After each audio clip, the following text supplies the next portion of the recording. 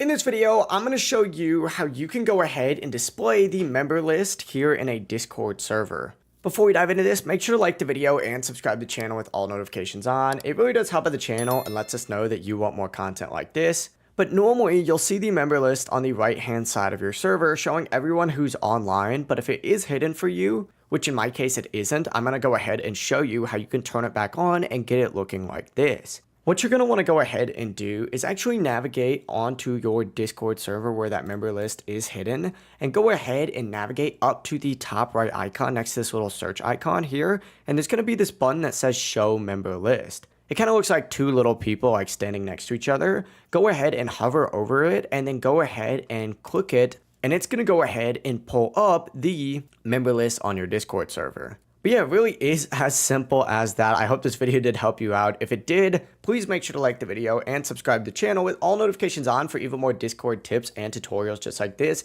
We have a ton of other Discord videos here on the channel, so if you want to figure out how to make an awesome server just like this one right here, make sure to check out some of those videos. We'd greatly appreciate it, but have a great rest of your day. Peace.